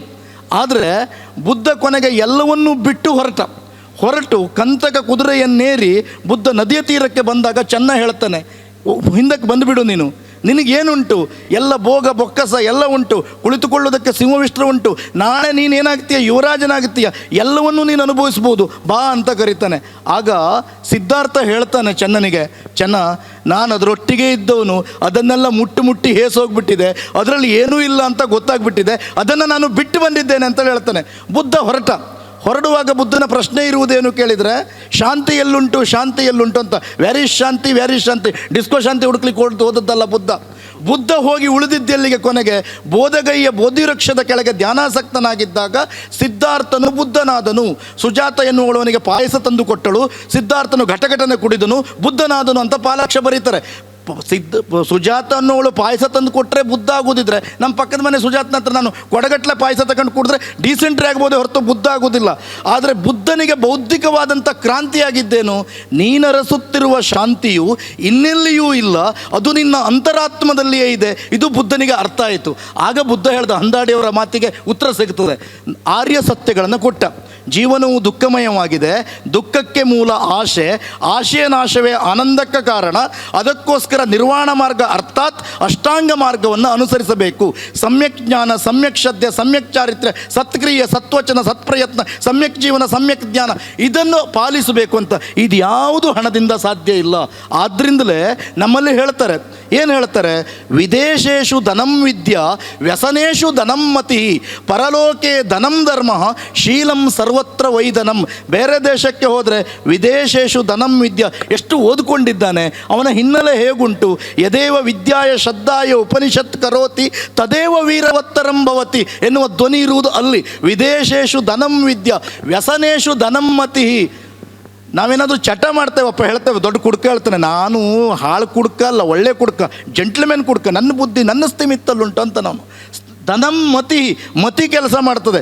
ಪರಲೋಕೆ ಧನಂ ಧರ್ಮ, ಬೇರೆ ಲೋಕಕ್ಕೆ ಹೋಗುವುದಿದ್ರೆ ಸಂಗ್ರಹ ಏನುಂಟು ಕೇಳಿದ್ರೆ ಧರ್ಮದ ದಾರಿಯಲ್ಲಿ ಹೋಗಬೇಕಾಗ್ತದೆ. ಧನಂ ಧರ್ಮ, ಶೀಲಂ ಸರ್ವತ್ರ ವೈಧನಂ, ಎಲ್ಲ ಕಡೆ ಧನ ಆಗುವುದು ಯಾವುದು ಕೇಳಿದರೆ ಅದು ಶೀಲ. ಶೀಲ ಅನ್ನೋದು ಗುಣಕ್ಕೆ ಸಂಬಂಧಪಟ್ಟಿದ್ದು. ಗುಣದ ಕುರಿತು ವ್ಯಾಖ್ಯಾನ ಮಾಡುವಾಗ ಅನ್ನಂಭಟ್ಟ ತನ್ನ ತರ್ಕ ಸಂಗ್ರಹದಲ್ಲಿ ಹೇಳ್ತಾನೆ, ವ್ಯವಹಾರ ಯೋಗ್ಯತೆಯನ್ನು ಪಡೆದ ವ್ಯಕ್ತಿ ತನ್ನ ವಿಶಿಷ್ಟತೆಯನ್ನು ಯಾವುದರ ಮೂಲಕ ಪ್ರದರ್ಶಿಸ್ತಾನೋ ಅದಕ್ಕೆ ಗುಣ ಅಂತ ಕರೆಯುವುದು. ಹಣ ಮತ್ತು ಗುಣ ಇವೆರಡರಲ್ಲಿ ವ್ಯತ್ಯಾಸ ಉಂಟು. ಕೆಲವು ಸಲ ಹೇಳ್ತೇವೆ, ಮನುಹಂದಾಡಿಯವರ ಹೇಳಿಕೆಗೆ ಪೂರಕವಾಗಿ ಹೇಳ್ತಾನೆ, ಹಣ ಮತ್ತು ಗುಣ, ಹಣವೇ ಗುಣ ಅಂತೇಳಿ ಅವರು ಅಂದ್ಕೊಂಡಿದ್ದಾರೆ. ಹಣವೇ ಗುಣ ಅಂತೇಳಿ, ಕೆಲವರು ಗುಣವೇ ಹಣ ಅಂತ ಹೇಳಿ ನಾವು ಅಂದ್ಕೊಳ್ತೇವೆ. ಗುಣ ಮತ್ತು ಹಣದ ನಡುವೆ ವ್ಯತ್ಯಾಸ ಉಂಟು. ಹಣ ಹುಟ್ಟಿದ್ದು ಯಾವಾಗ, ಹಣ ಹುಟ್ಟಿದ್ದು ಬಹಳ ವಿಳಂಬವಾಗಿ. ಗುಣ ಹುಟ್ಟಿದ್ದು ಮೊದಲು. ಒಂದು ಸಲ ಜಗಳ ಆಯ್ತಂತೆ, ಯಾರಿಗೆ ಕೇಳಿದರೆ ಮೀಸೆಗೆ ಮತ್ತು ಹುಬ್ಬಿಗೆ. ಮೀಸೆ ಹೇಳ್ತಂತೆ, ಹುಬ್ಬು ಇದ್ದಷ್ಟೇ ಇರ್ತದೆ, ಅದು ದೊಡ್ಡ ಆಗೋದಿಲ್ಲ.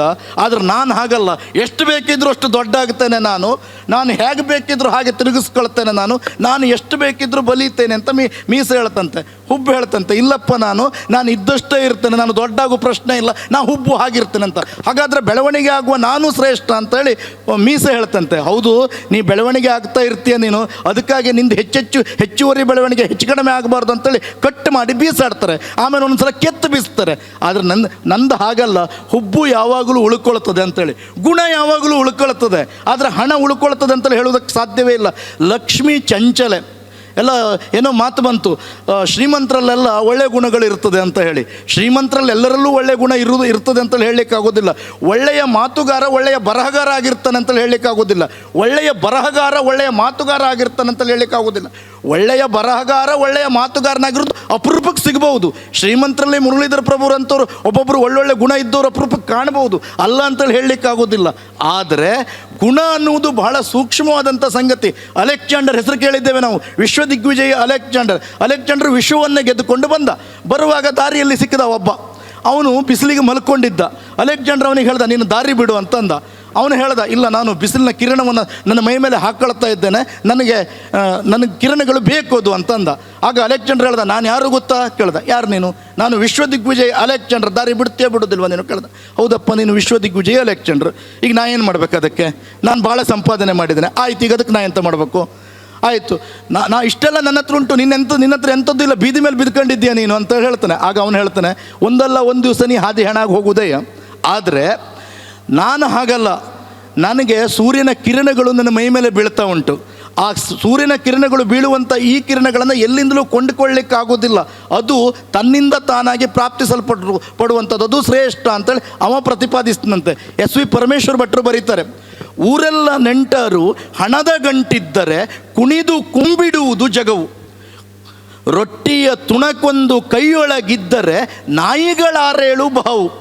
ರೊಟ್ಟಿಯ ತುಣಕೊಂದು ಕೈಯೊಳಗಿದ್ದರೆ ಹುಲಿಗಳಾರೇಳು ಬಹು ಹೇಳಿಲ್ಲ, ಸಿಂಹಗಳಾರೇಳು ಬಹು ಹೇಳಿಲ್ಲ, ಆನೆಗಳಾರೇಳು ಬಹು ಹೇಳಿಲ್ಲ, ನಾಯಿಗಳಾರೇಳು ಬಹು.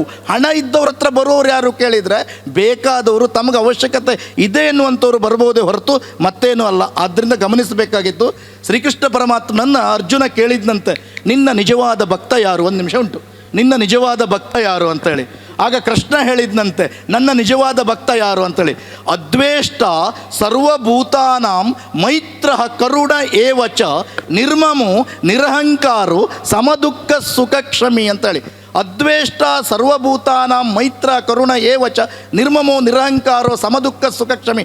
ನನ್ನ ನಿಜವಾದ ಭಕ್ತ ಯಾರು ಕೇಳಿದರೆ, ಅದ್ವೇಷ್ಟ ಸರ್ವಭೂತಾನಾಂ, ಪಂಚಭೂತಗಳಲ್ಲಿ ದ್ವೇಷ ಇಟ್ಕೋಬಾರ್ದು. ಪೃಥ್ವಿ ಅಪ್ ತೇಜಸ್ ವಾಯು ಆಕಾಶ, ಈ 5 ಭೂತಗಳಲ್ಲಿ ದ್ವೇಷ ಇಟ್ಕೊಳ್ಬಾರ್ದು. ಸರ್ವಭೂತಾನಾಂ ಮೈತ್ರಿ ಭಾವವನ್ನು ಹೊಂದಿರಬೇಕು, ಜೊತೆಗೆ ಕರುಣೆಯನ್ನು ಹೊಂದಿರಬೇಕು.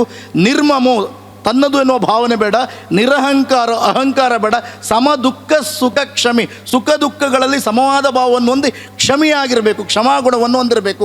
ಈ ಗುಣ ಯಾರಲ್ಲಿ ಇರ್ತದೆ ಕೇಳಿದರೆ ಅವನು ದೊಡ್ಡವನಾಗ್ತಾನೆ. ಹಣದಿಂದಲೇ ಎಲ್ಲವನ್ನೂ ನಾವು ಕೊಂಡುಕೊಳ್ತೇವೆ ಅನ್ನೋದು ಯಾವ ಕಾರಣಕ್ಕೂ ಸಾಧ್ಯ ಇಲ್ಲ ಎನ್ನುವಂಥ ವಾದವನ್ನು ಈ ಸಂದರ್ಭದಲ್ಲಿ ಪ್ರತಿಪಾದಿಸ್ತಾ ಮುಂದಿನ ಸರಣಿಗೆ ಅವಕಾಶವನ್ನು ಮಾಡಿಕೊಡ್ತಾ ಇದ್ದೇನೆ.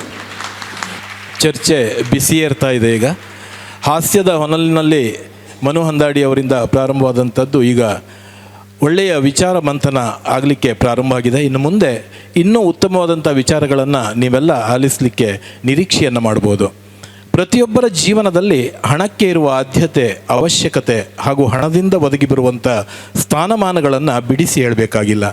ಹಣವಿಲ್ಲದವನು ಹೆಣಕ್ಕೆ ಸಮಾನ, ಹಣವೆಂದರೆ ಹೆಣವೂ ಬಾಯಿ ಬಿಡ್ತದೆ, ದುಡ್ಡೇ ದೊಡ್ಡಪ್ಪ ಎಂಬೆಲ್ಲ ಮಾತುಗಳು ಹಣದ ಮಹತ್ವ ಹಾಗೂ ಹಣವಂತರ ಮಹಿಮೆಯನ್ನು ಸಾರಿ ಹೇಳ್ತವೆ.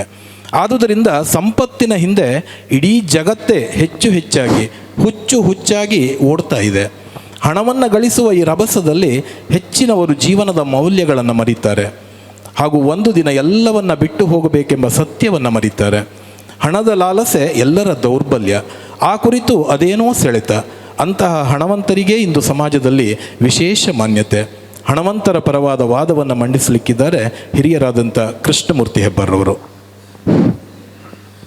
ಶಕ್ತಿಯ ಕೊಡು, ಶಕ್ತಿಯ ಕೊಡು, ಶಕ್ತಿಯ ಕೊಡು ಹೇ ಪ್ರಭು, ಸತ್ಯಕ್ಕಾಗಿ ನಿಲ್ಲುವ ಛಲವ ದೀಪ್ತಿಗೊಳಿಸು ನಮ್ಮಳು. ಎಡರ ಕಡಲ ತೆರೆಹೆಡೆಗಳು ಬೋರ್ಗರೆಯುತ್ತ ಬಂದರು, ತಡೆದು ನಿಲ್ಲುವ ಮಳಲ ತಡಿಯ ಬಲವ ನೀಡು ಶ್ರೀ ಗುರು. ಸ್ನೇಹಿತರೆ, ಈಗ ಗುಣವಂತರು 2 ಜನ ತಮ್ಮ ವಾದವನ್ನು ಮುಗಿಸಿದ್ದಾರೆ. ನಮ್ಮ ಮಂಜುನಾಥ ಬರ್ಗಿಯವರ ಬೋರ್ಗರೆಯುವ ವಾದವನ್ನು ನೀವು ಕೇಳಿದ್ರಿ. ನನಗೆ ನೆನಪಿಗೆ ಬಂತು ದಿನಕರ ದೇಸಾಯಿ ಅವರ ಒಂದು ಚುಟುಕು. ಪ್ರಾಯ ಬಂದೊಡನೆಯೇ ಮೂಡಿದವು ಮೀಸೆ, ಒಂದೊಂದು ಕೂದಲಿಗೆ ಒಂದೊಂದು ಆಸೆ, ಕತ್ತರಿಸಿಕೊಂಡರೂ ಒಳಗುಂಟು ಬೇರು, ದಿನ ದಿನಕ್ಕೂ ಕುಡಿಯೊಡೆದು ಮತ್ತಷ್ಟು ಜೋರು ಅಂತ.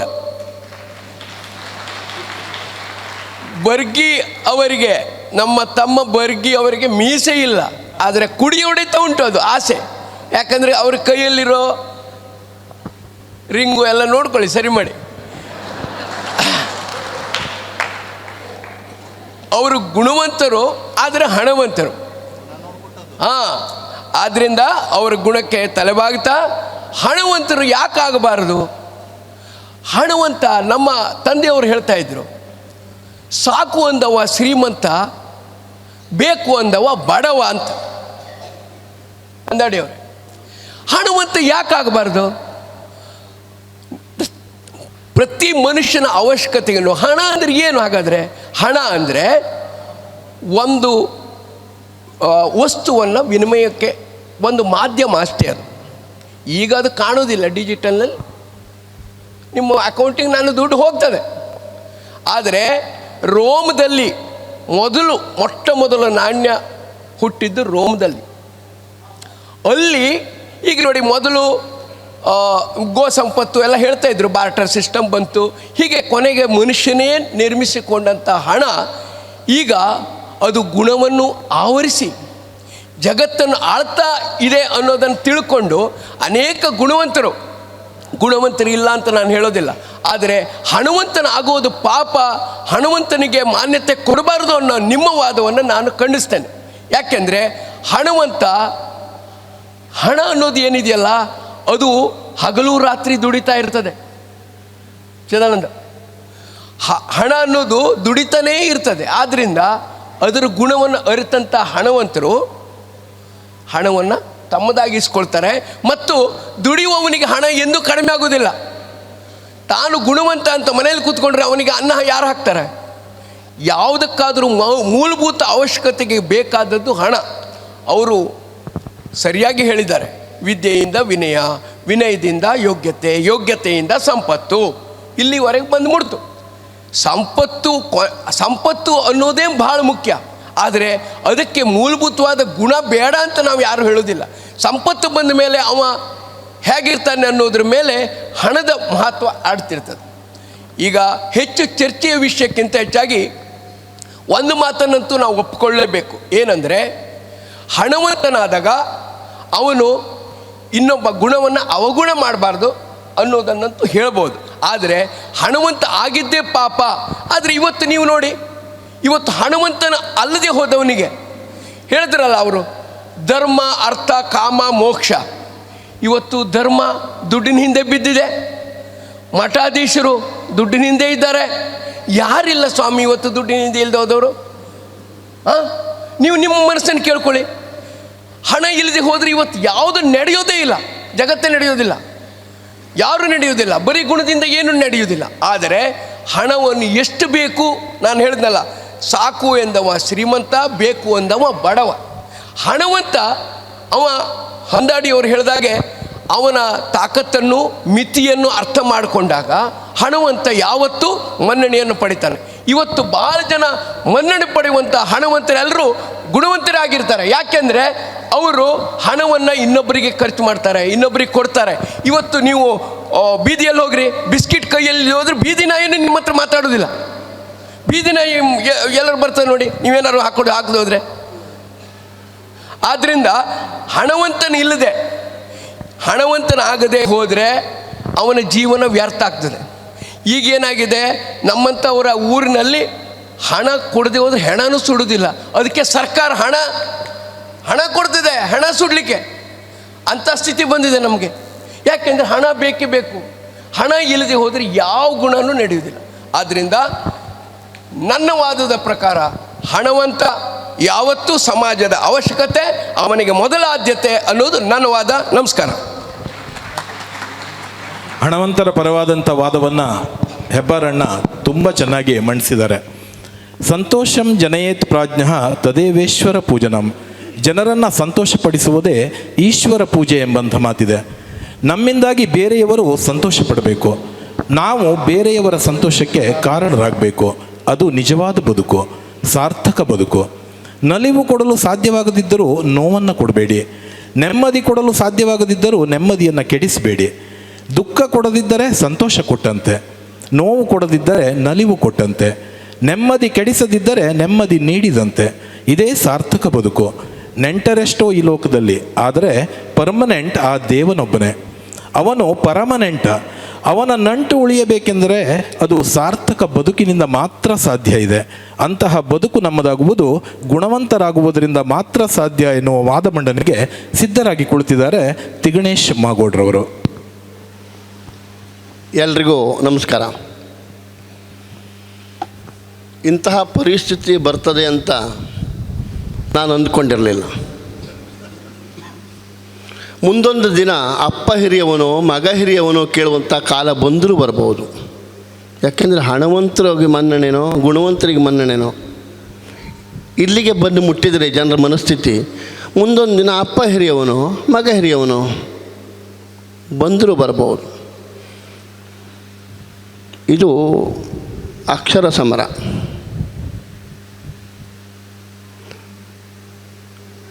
ವೈಚಾರಿಕ ಸಮರ. ನೀವೇನೇ ಮಾಡಿದರೂ ಕೊನೆಗೆ ಕಪ್ಪು ಕಪ್ಪೆ, ಬಿಳಿದು ಬಿಳಿದೆ. ಅವ್ರು ಹೇಳಿದರು, ಹಣ ಇದ್ದವನಿಗೆ ನೋಡೇ ಹೆಣ್ಣು ಕೊಡ್ತಾರೆ. ಕೊನೆಗೆ ಅವನಿಗೆ ಗುಣ ಇಲ್ಲದೆ ಹೋದರೆ ಆ ಹುಡುಗಿ ಮನೆಗೆ ಬರ್ತದೆ, ಪ್ರಶ್ನೆನೇ ಇಲ್ಲ. ಈಗ ಬೇರೆ ಉದಾಹರಣೆ ಬೇಡ, ನಾನು ತಗೊಳ್ಳುವ. ನನ್ನ ಹತ್ರ ಸೂರಿಲ್ಲ, ಸೂರಿಲ್ಲ, ಕಾರಿಲ್ಲ, ಸ್ವಂತ ನೀರಿಲ್ಲ, ಮತ್ತು ಗಟ್ಟಿಯಾಗಿ ಬೇರಿಲ್ಲ. ಆದರೂ ನನ್ನನ್ನು ಇಲ್ಲಿ ಕೂರಿಸಿದ್ದಾರೆ, ನಿಮ್ಮನ್ನೆಲ್ಲ ಕೆಳಗೆ ಕೂರಿಸಿದ್ದಾರೆ. ನಾನು ಇದು ಗುಣಕ್ಕೆ ಕೊಟ್ಟ ಮನ್ನಣೆ ಅಂತ ತಿಳಿತೇನೆ. ಇದಕ್ಕಿಂತ ದೊಡ್ಡ ಉದಾಹರಣೆ ಬೇಡ, ಯಾಕಂದ್ರೆ ನಾವು ನಮ್ಮನ್ನು ಉದಾಹರಣೆ ಕೊಟ್ಕೊಳ್ಳೋದು ಒಳ್ಳೆಯದು. ನಾನು ಮನುಹೊಂದಾಡಿಯವರೆಗೆ ಕೇಳ್ತೀವಿ, ಯಾರು ಕೇಳಿದ್ರು ಒಂದೇ, ಮನುಹೊಂದಾಡಿಯವರೆಗೆ ಕೇಳ್ತೀನಿ. ಯಾಕೆಂದರೆ ಪಾಪ ದೂರ ನಮ್ಮೂರಿನಲ್ಲೆಲ್ಲ ಶ್ರೀಮಂತ ನನಗೆ ಗೊತ್ತು. ಮನುಹೊಂದಾಡಿಯವರೇ, ನಿಮ್ಮ ಊರಿನಲ್ಲಿ ಶ್ರೀಮಂತರು ಯಾರು? ಒಬ್ಬರ ಹೆಸರು ಹೇಳಿ. ನಿಮ್ಮ ಊರಿನಲ್ಲಿ ಶ್ರೀಮಂತರು ಯಾರು? ಒಬ್ಬರ ಹೆಸರು ಹೇಳಿ.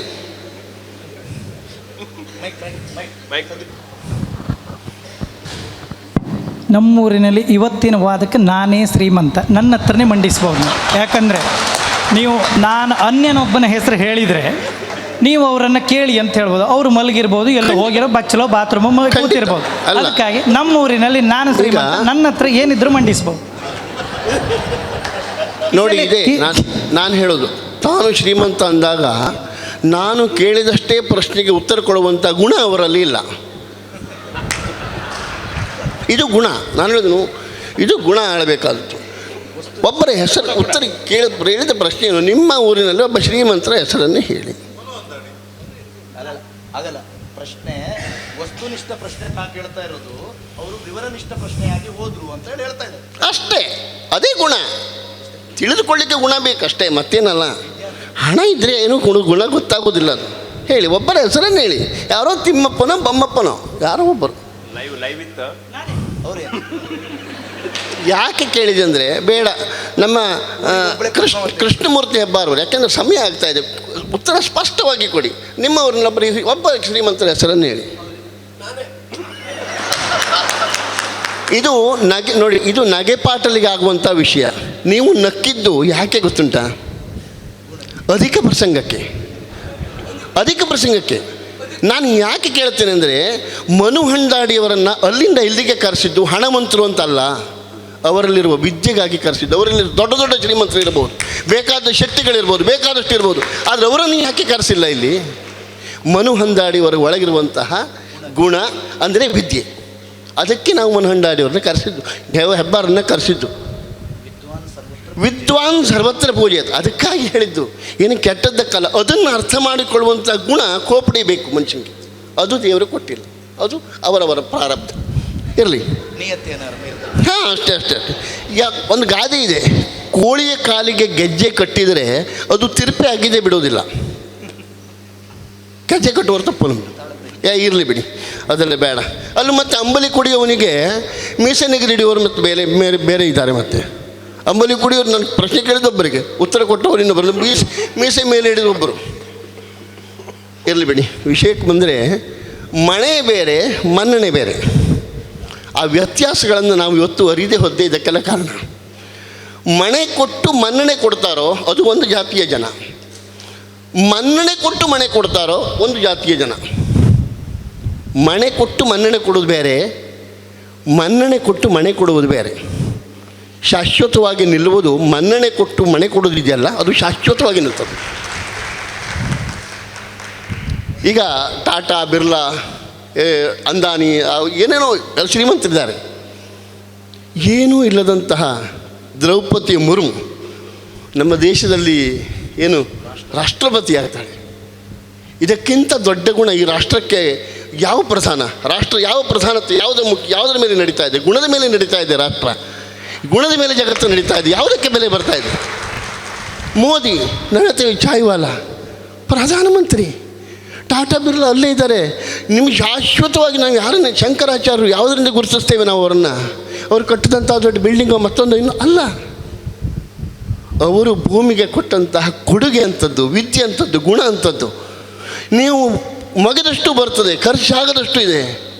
ಯಾಕೆ ಗೌರವ? ಅದು ಗುಣ. ಹೇಳಬಹುದು ದುಡ್ಡಿದ್ದರೆ ಏನೂ ಬರುವುದಿಲ್ಲ ಅಂತ. ದುಡ್ಡಿದ್ದರೂ ಸಹಿತ ಏನೂ ಬರುವುದು, ಎಲ್ಲವುದೂ ಕಡೆಗೆ ಮಣ್ಣಲ್ಲಿ ಹೋಗುವುದು. ಆದರೆ ಸತ್ತ ನಂತರವೂ ಬರುವುದು ಆತನ ಗುಣವೇ. ಈಗ ದೊಡ್ಡ ಬಿಲ್ಡಿಂಗನ್ನು ಅಪ್ಪ ಕಟ್ಟಿಸ್ತಾನೆ, ದೊಡ್ಡ ಮನೆಯನ್ನು ಕಟ್ಟಿಸ್ತಾನೆ. ಅವನು ಸತ್ತ ನಂತರ ಅವನ ಫೋಟೋ ಗೋಡೆಗೆ ಹೋಗಿ ನಿಲ್ತದೆ, ಆ ಚಿತ್ರವಾಗ್ತಾನೆ. ಆ ಫೋಟೋಕ್ಕೆ ಹೊರಲೆ ಬರುವವರೆಗೆ ಅವನದು, ಆ ನಂತರ ಅವನ ಮಗನ ಮನೆ. ಆದರೆ ನೀವು ಒಂದು ಕೃತಿಯನ್ನು, ಒಂದು ಒಳ್ಳೆಯ ಕೆಲಸವನ್ನು, ಒಂದು ಇದನ್ನು ಮಾಡಿ, ನಿಮ್ಮ ನಂತರದಲ್ಲೂ ತಲತಲಾಂತರದಲ್ಲೂ ಅದು ಅವನದೇ ಆಗಿರ್ತದೆ.